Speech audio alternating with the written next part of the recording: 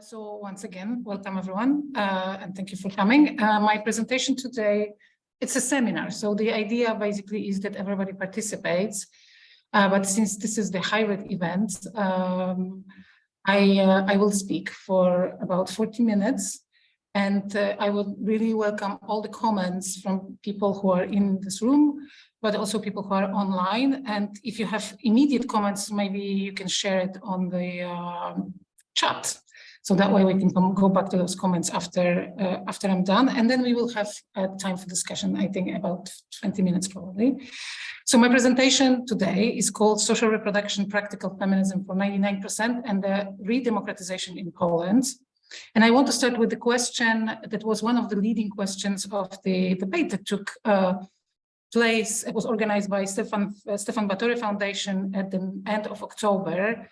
And one of the leading questions of this debate was what is happening to society in Poland. And this was the debate that brought together researchers who are doing research on the society as a whole, but also social activism and social movements. And there were several very interesting things that were said during this debate. So let me start with that. First of all, at the level of the society, the recent research shows that young people's interest in democracy increases, but it doesn't mean that their participation in formal politics increases. And that was called by the authors Paweł Marczewski and Paula Pustułka the paradox of democracy. And these young people are called the paradoxical Democrats, because on one hand they like democracy, but on the other hand they don't participate in democracy. On the other hand, the recent round of European Social Survey, and that was brought to this conversation by Michał Kotnarowski, who is our colleague here at IFiS, shows that the general population political involvement increases as well, which means that the people in Poland are generally more active politically, twice as active as they were a couple of years ago, and in particular they are active in areas of such as signing petitions and participating in street protests.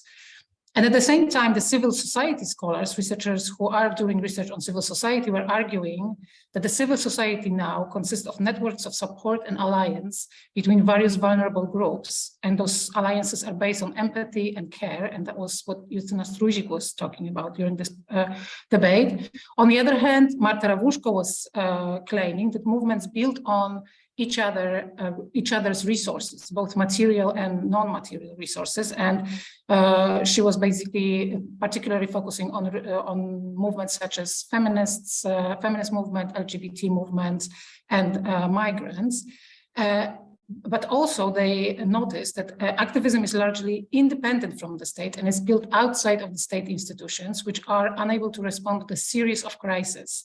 And these crises are the COVID crisis, reproductive health crisis, humanitarian crisis at the Polish-Belarusian border, war and refugee crisis, which is a result of war.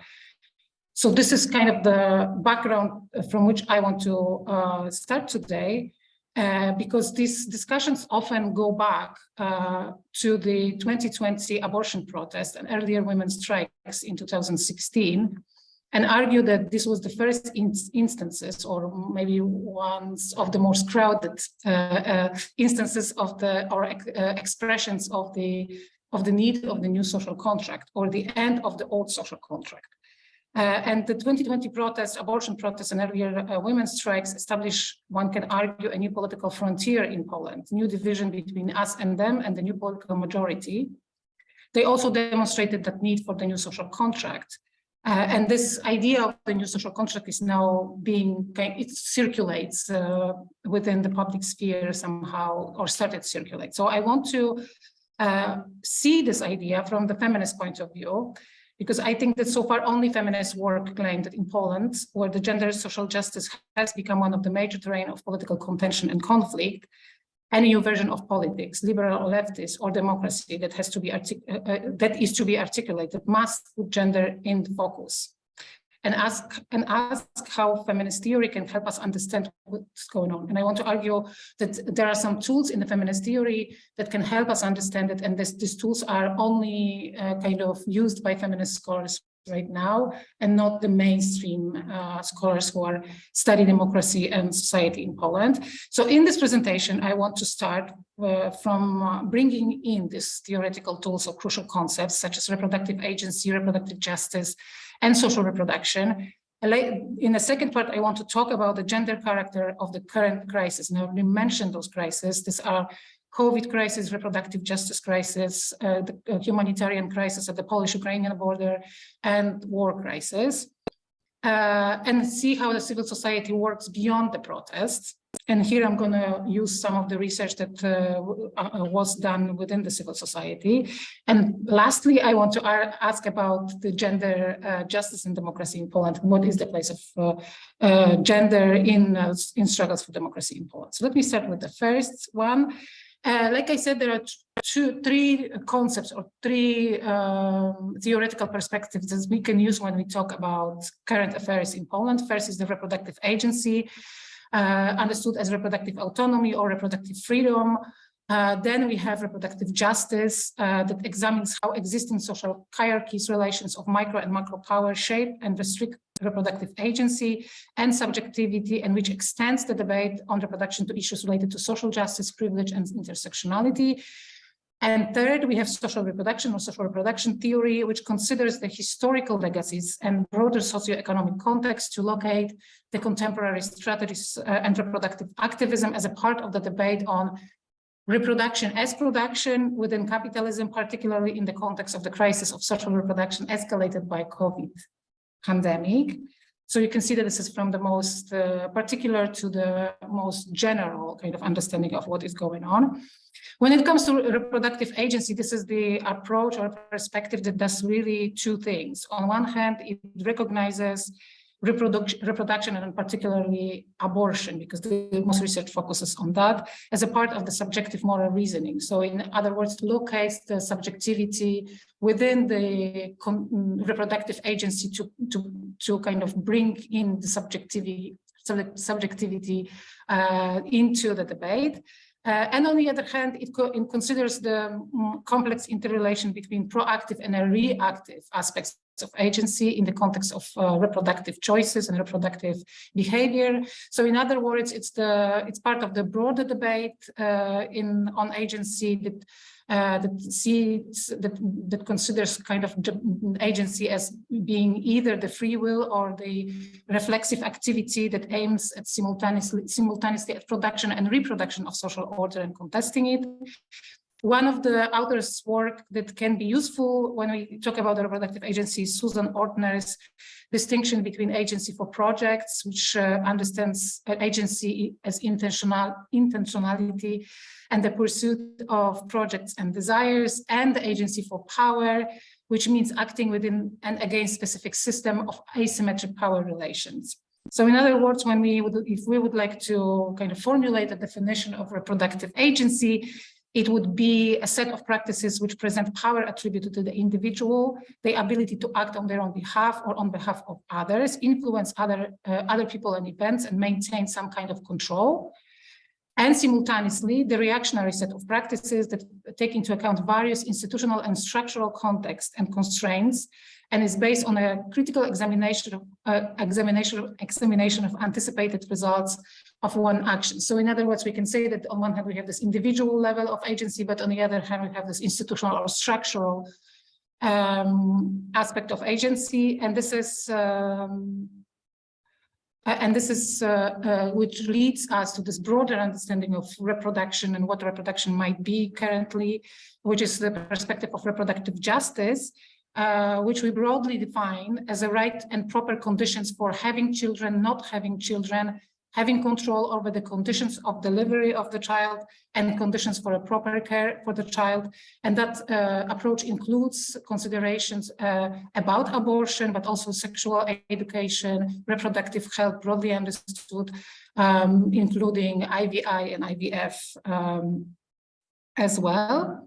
And this is the approach that was brought in into the American reproduction rights debate by Black activists who were arguing against limiting the debate about reproductive rights only to abortion.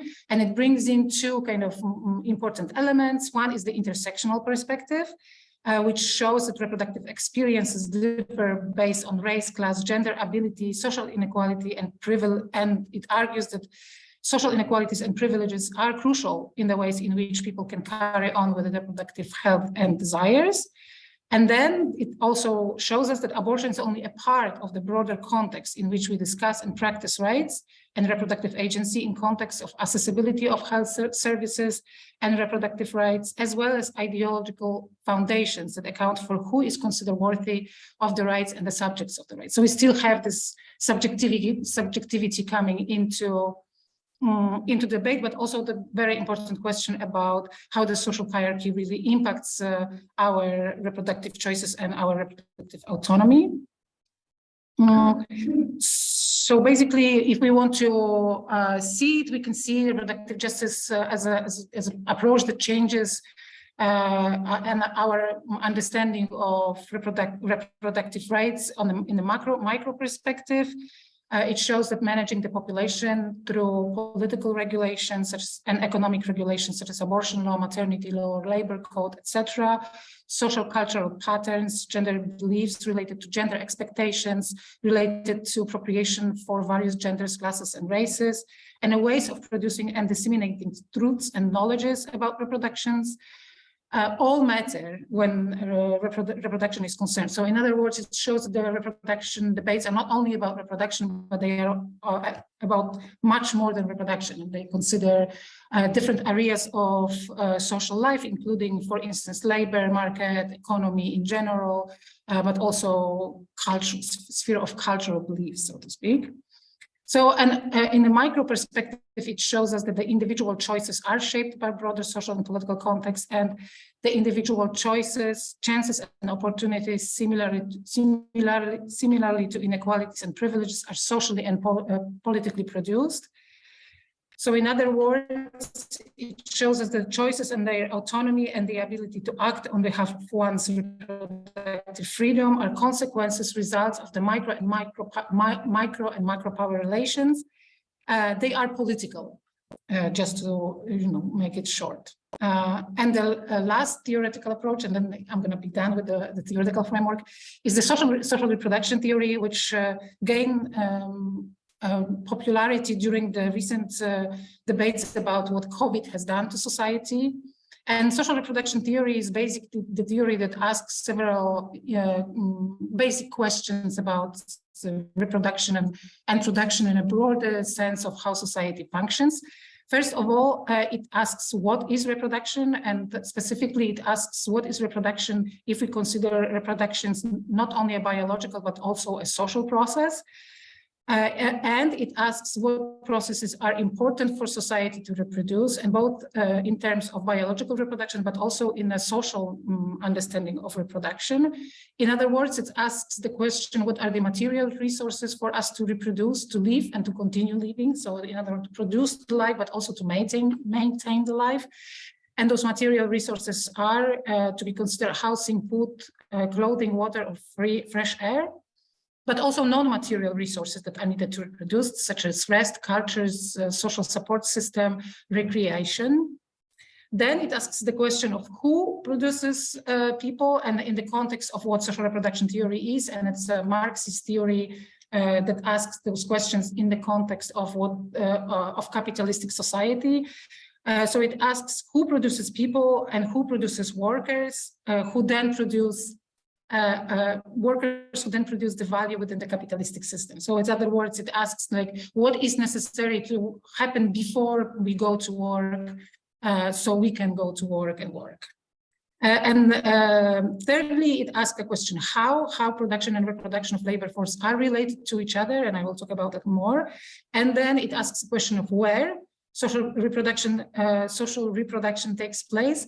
And in the past, we tend to think that social reproduction mostly takes place in the private sphere, and this is the whole sphere of the unpaid work done by mostly women. And this is the work of the childcare, cooking, cleaning, laundry, and so on and so on. Right now, it is also considered as a part of the public sphere, especially in the form of underpaid work of various groups, for instance, migrant women who are working in healthcare, elderly care, cleaning, food production, and dissemination. So what does social reproduction theory does to theory in general? It brings several elements that I think change a lot. First of all, in the past, feminists thought of capitalism and patriarchy as two different systems. So they would say like, okay, there is a system of oppression for women, this is patriarchy, and there is a system of oppression for economic system, and that's capitalism. And right now, there is the social reproduction theory goes for the single system. And this approach has several elements again. First of all, it sees reproduction as production, which changes the meaning of work because it says that the reproductive work is work. And as we later see, we'll see it also changes the meaning of how we can rebel or act against the work that we are unhappy with. So in other words, it changes the meaning of strike against the unsatisfying labor conditions. Second, it asks who are the social reproduction workers, and it notes that social reproductive work is done not only by women in the private sphere, like I said before, but also in a public sphere by various often marginalized groups, by race, class, legal status, in education, healthcare system, care, and food production and distribution. And they are saying that this is one of the same kind of system, even though those operations are not the same. This is also important to say. And thirdly, it asks the question of the value of reproductive work, and it asks, and it notes that the social reproduction is generally in most societies devalued, even though society depends on social reproduction. So one of the major contributions, I think, to the social to consideration of the our current world that is done by scholars such as Bhattacharya, Susan Ferguson, or Silvia Federici, is that the capitalism as a system relies on the devalued reproductive work, so those life-making and life-maintaining activities, but rarely or never appreciates it. And COVID was one time that we experienced the exception to this, and that it is not willing to share any profits with social reproduction sector. So in other words, it's like kind of structurally interested into devaluing the social reproduction in terms of its value for the production. These are two books that I recommend if you're interested in social reproduction theory. Both are available online to read. The slides move. Oh, these are not moving. I don't know. Sorry about that. I can't really do anything about it. Okay, so I'm going to tell you what are the books. First book is the book by Bhattacharya. It's a collection called Social Reproduction Theory, Remapping Class, Recentering Oppression. And second book is the Susan Ferguson's book, Women and Work, Feminism, Labor, and Social Reproduction. And class the talk will be on SSRC, so you can see that. Okay, so now to the second part of my talk, which is gender and crisis. And I want to talk now into kind of go into the particular situation in Poland and talk about talk about those global three really crises that I think we are in right now. First is the public health care crisis, which was COVID. And this was the crisis that, of course, has this global dimension. It's not only Poland that experienced COVID, but what it did from the perspective of what this talk is about is led to a temporary recognition of the social reproduction as a crucial component on social life.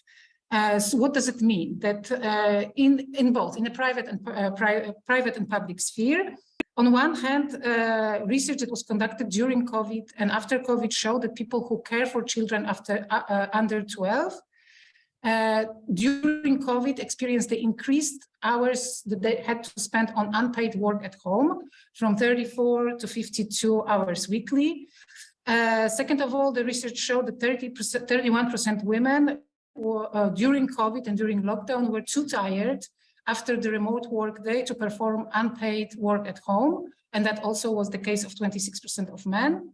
And it also showed that 32 percent of women and 22% of men indicated that housework distracted them from wage work. So in other words, it showed that there is the correlation in our lives between the work that we do at home and the work that we do outside. And if the work that is done outside comes to our home, then there is a clash, and we can see the value and how they really very independent, codependent or dependent on each other. And in the public sphere, and particularly in the care sector, it showed how undervalued the public sector of care is. First of all, it showed that the care system is feminized. 76% employees in the healthcare system in the EU are women, and 95% in private healthcare system, people working are women. 89% of those workers of the sector, that is only 1% of the all employment of the EU, work without stable jobs. So they are either hired in temporary contracts or part-time. Importantly, the research also shows that migrant women constitute the majority of healthcare workers in the EU, cleaning and private care workers. And these are low-paid jobs with no job security. And at the same time, these are the jobs that were deemed to be essential jobs and key professions during COVID. And there's also research done in Poland. In particular, I recommend you the work by Zofia Łapniewska, who showed how in Poland, 90% of all people engaged in self-help communities during COVID, such as Visible Hand, were also women. So in the light of this kind of temporary recognition of the value of social reproduction globally, feminists dare to interpret this situation in a following way. They argued that COVID was not the crisis, but a logical conclusion to the way capitalistic system operates, and particularly to that feature of it that consists of devaluing social reproduction and life-making and life-maintaining activities for the profits of the system. They also pointed to the fact that the appreciation of social reproduction during COVID was pretty much symbolic, and we all saw the clapping to the healthcare workers, but not much followed. There were not any systemic really changes to it. So which shows that the really interest was symbolic, temporary, and it really revealed that reluctant dependence, the fact that even if the system recognizes this is the crucial component of life, it still cannot recognize this systemically. Because, and this is the case of Poland, in various locations, state relies on the unpaid or underpaid social reproductive work. Since 2019, this is the obvious. And social reproductive work is often used to write off cost of the crisis. And we see how, in particularly the most recent crisis of war in Ukraine is the case of that for Poland. Second crisis that I want to talk about is the crisis of reproductive rights, which in Poland coincided with the social reproduction crisis or care crisis, which was COVID. And this was the crisis that was related to the October 2020 Constitutional Tribunal sentence that pretty much restricted abortion even more in Poland. Abortion was legal in Poland since 1956. It was restricted in 1993 to 3 cases: when pregnancy is a result of crime, when it's a threat to women's life or health, and when in case of fetus abnormalities. And this sentence kind of banned the abortion for the third premise, which was the base for 97% of abortions in Poland, legal abortions in Poland up until that date. So we can understand why it really triggered a massive social response in the form of protests that took place on the streets of Poland. I have photos, so I really would like you to see them. But in general, these protests, and some of you know probably about these protests, they were biggest protests since the Solidarity, since the 1990s. But what they showed is, first of all, that they showed that feminist movement achieved the critical mass. The decentralized mobilizations around the feminist agenda that took place in the fall of 2020 were the biggest on October 28, there were 410 protests engaging 430,000 people. And what is important is that these protests engaged also people in small towns and cities. They also brought new political demands. And one of the major political demands was that we are over the compromise, the so-called compromise in terms of abortion, and that this is not only about the right to abortion, but it is also the other demands appeared, and those demands were for decriminalization, deregulation, demedicalization of abortion, and also there were claims for abortion not only for women but for all the people who need it. Thirdly, this protest also brought in new kind of political strategies and new values, one could argue. On one hand, they were the expression of the new politics of emotion. And those of you who remember those protests, they were driven by the massive collective and overwhelming sense of fury and anger to the government, to which the slogans of the protests were representative of. The main slogan was "Get the fuck out" and "Fuck DTT," which is the ruling party. It was also a self-organized protest that was based in solidarity and empathy, and it kind of featured as well the radical care. What is important also is that these protests were able to mobilize or trigger a significant social change. On one hand, discursively, the radical language, the language of deregulation, decriminalization, entered the mainstream media. So organizations such as Abortion Dream Team, for instance, that were kind of banned from the public sphere up to that time, became the important actor in the discussion on abortion. But also, the mainstream kind of accepted the fact that the compromise, abortion compromise, and I will talk about a little bit what abortion compromise was in a second, that the abortion compromise is over, so to speak. And importantly, and this is where the photo comes, but I will explain to you, those protests engaged directly with with the issues related to reproductive agency, reproductive justice, and social reproduction. For instance, in terms of reproductive agency, some of the slogans were, "I wish I could abort my government," "We perform abortions no matter if it's legal or not." When it comes to reproductive justice, some of the slogans were, "We want help, not prayers," "Abortion for all people with wombs." And in terms of social reproduction, one of the slogans were, "I will deliver a lefty for you," meaning that I will kind of give birth to a lefty, and these are the photos, so I'm going to skip them. And now to the third crisis, which is the war and the refugee crisis that was the consequence of the war that started on February 24th in Ukraine. Since February 24th, 2022, and this is the data from May, I think 2022, so I don't know what the number is now, 1.8 million of Ukrainians have arrived to Poland. What is important is that overwhelming majority of those who are fleeing the war, almost 90% of people who came to Poland are women between 30 and 44 years old, accompanied by children and elderly family members. 10% of men that are coming to Poland are either boys or elder men. What is important is that these women are well educated, 50% hold a higher education degree and eager to work. 30% of Ukrainian women have a stable job and 50% are looking for a job. Almost half of the women migrants never been to Poland and did not have any ties to Poland before the war. Despite that, in May 2022, 50% of them already spoke Polish at the basic level. This is important because this is a kind of a demographic shift in the migrant population of Ukrainians in Poland. And of course, the fact that this is 90% of women is the result of the regulations that were put in place in Ukraine, that men were not allowed to leave Ukraine. But the major shift that up until February 22, Poland was the main destination for Ukrainian economic seasonal migration. 38% of all Ukrainian migrants choose Poland. And it already had 1.5 million Ukrainian workers, but these were mostly seasonal migrant workers, predominantly men. 50% of them were men between 18 and 40 years old.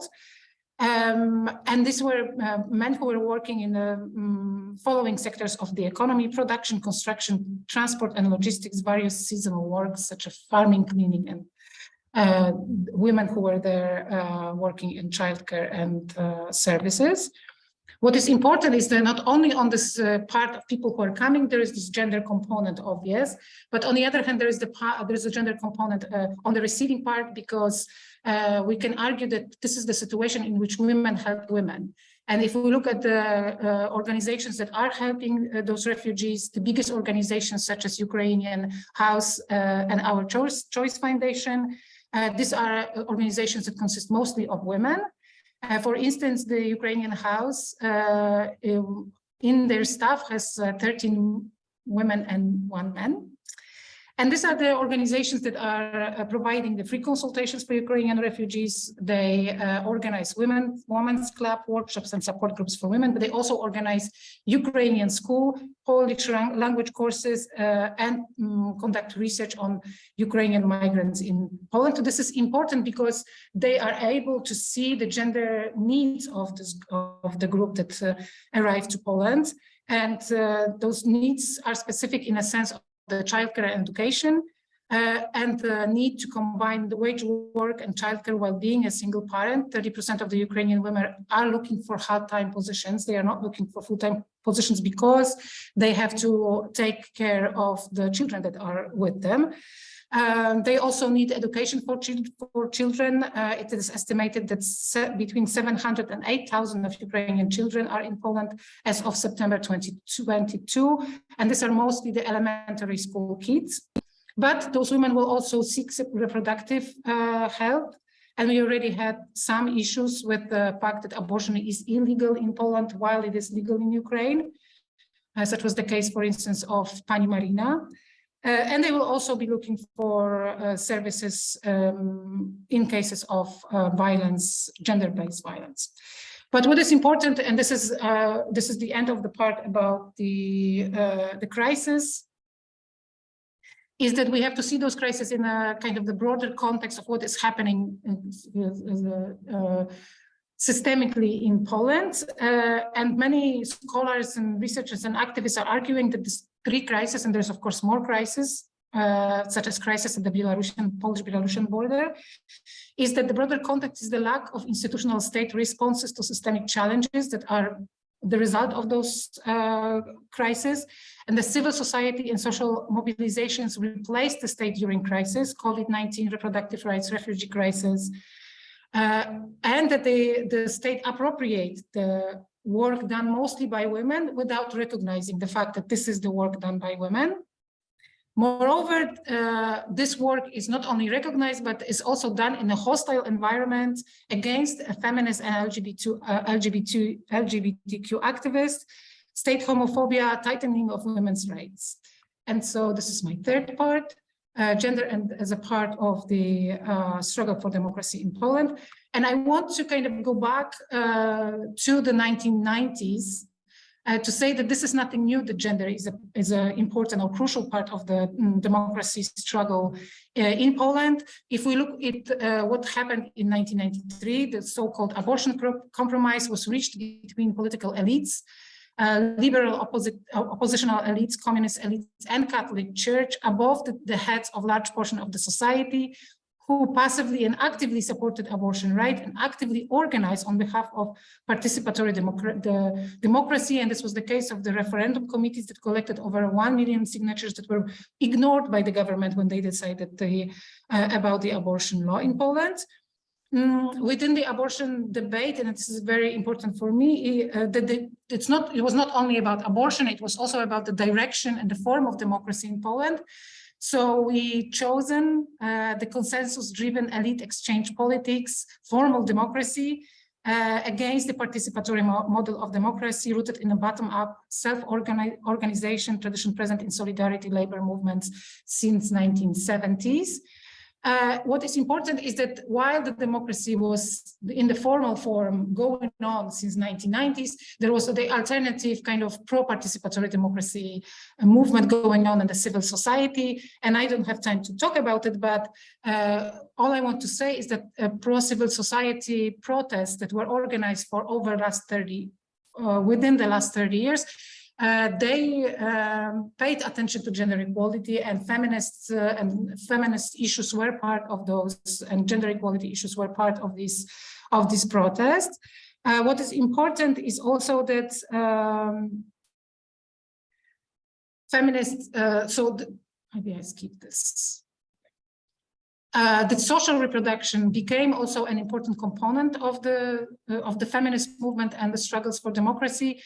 Especially what is important to note is the nurses' strike in 2007, which was the turning point for feminism, and I think also for a struggle for democracy in Poland as well, because it kind of brought together the struggles for economic social justice, for the social reproductive works that are working in a public sphere, meaning nurses. And these struggles were, feminists were able to kind of enter this protest and establish a solidarity between the social movements for economic justice and the social movement for equal rights understood in a more abstract ways. Which is important, I think, for what we're experiencing right now, because at the discursive level, the metaphor of strike, and this is something that I talked about before when I talked about the changing meaning of the labor, at the discursive level, the metaphor of strike that was taken away from the nurses' strike in 2007 came back during the Black protests and women's strikes in 2016, but it was also used by parents of the adult persons with disabilities strike in 2018. So it created a link between various categories of struggles, right, for the social reproduction and reproduction. This. Another important moment in this rising wave of understanding or centering social reproduction and women's rights in struggle for democracy was, of course, the Black protests and women's strike in 2016. And this is where that metaphor of the strike was used and kind of appropriated to the work that women are doing in terms of reproduction. This was the second biggest mobilization for feminist cause in recent Polish history. 98,000 people participated in the protest, 38,000 people in Warsaw solely. What is important about this moment is that it brought in this idea of the intimate citizenship, the new model of citizenship that is able to take into account also issues that are related to the so-called private sphere. So in other words, it's a kind of brings in the broader understanding of what citizenship could be in democracy, not only limiting to the kind of the formal participating in elections, for instance. Importantly, there was also, if you follow the demonstrations, pro-democracy demonstrations in Poland, you see that there is two strands of those demonstrations. On one hand, we have this pro-participatory demonstrations like Black protests, but on the other hand, we have the pro-formal democracy demonstrations, and particularly Committee for Defense of Democracy is this pro-formal democracy. And interestingly enough, and this is something that I do for the other project, is that this trend, pro-formal democracy, also takes in gender component recently, but it's unable to see it as a part of the kind of a substantive part of the debate of democracy. So there is talk about abortion right, for instance, but it is not seen as a crucial component of democracy. And now for the conclusions. Basically, I want to finish with asking a question: what is the situation now, and where are feminist movements in terms of democracy after protests? And here I'm going to talk briefly about the research that I've co-created and also conducted for the feminist organization Feminist Fund. which was published in 2022, but the research was done between 2019 and 2022. So it showed the two moments. On one hand, it showed the moment of what happened after the protest and during the protest, and on the other hand, was able to capture that moment of those several crises that we experienced over the last 2 years. And what is important that I think this research demonstrates is that the energy of the protest didn't die out, but it lives somewhere else. And where it lives, we argue, is it lives outside of the big centers and outside of the big protests and outside of the big cities. But what we found out about the current state of the feminist movement in Poland is, first of all, that this movement is agentic and proactive. So in other words, it does not only react to what is happening, what the right wing is offering us in terms of gender politics, but it also creates its own ideas.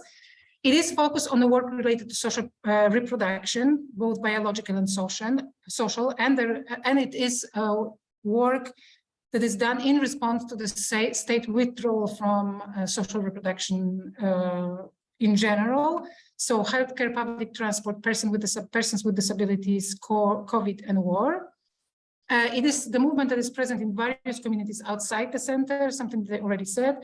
Importantly, it also is the movement that combines various feminist approaches, liberal feminism, social feminism, and intersectionality.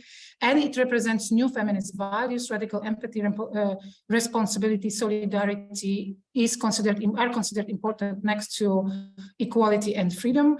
And importantly, this is also the feminist movement that is very much burnt out because of that situation in which the movement has to kind of take on the responsibilities that the state is not doing, and this is and that work is continuously denied the value. Not only denied the value, but also it's done within the context of the hostile state. So in terms of conclusion, I want to say three things. First of all, that feminist and queer groups, because that research that we've done was not only about feminism, but all feminists, but also on queer groups, that feminist and queer groups take on active stand against oppression and discrimination that they experience every day, and the systemic oppression. Their activism is rooted in the previous historical strategies, continuity, practical feminism, social emancipation, street protests, and emerging new methods of triggering social change. So for instance, they practice connective activism through social media and intersectionality. For those activists, the current moment can be seen as a revolutionary in terms of potential and hopes. It is a tip of the feminist wave, but also the moment in which we can talk about the new political subjectivity that is being formed. But also it is seen as a moment of crisis from the perspective of the well-being of individual activists. Potential illuminated in the 2016 and 2020 protest was not put into waste, rather in the face of consecutive local and global crises. The activist energy is put into managing the care crisis created in the other places. So something that I started with, those resources are movable in the sense that they travel to kind of put out different fires. Importantly, the scholars that are doing the work, mostly feminist scholars, recognize political subjectivities and cite as resistance and struggle for democracy that are being formed within the street protests and outside of the street protests. The feminist scholars in Poland are doing work on reproductive agency, reproductive justice, and social reproduction. But unfortunately, the mainstream research on democracy marginalized the importance of gender in democracy struggles, frames it as marginal or symbolic in relation to the real struggles for the return of the rule of law, and the real struggles, it's a quotation mark, because those real struggles are seen as the return to the rule of law, the returning to the previous status quo, or fixing democracy. And in the public sphere, the subjectivity and struggles of marginalized groups are instrumentalized in the public debate by leaders of the oppositional political parties. And I'm going to just give you one example of the opposition movement, opposition leader who recently said on abortion. We are not deciding if abortion is okay or not. It is still a woman who is responsible for pregnancy and then raising the children. So the party is changing its stance on the abortion, but it doesn't fully understand what this is all about, and certainly does not see it as a part of the debate of reproductive justice and social reproduction. Thank you.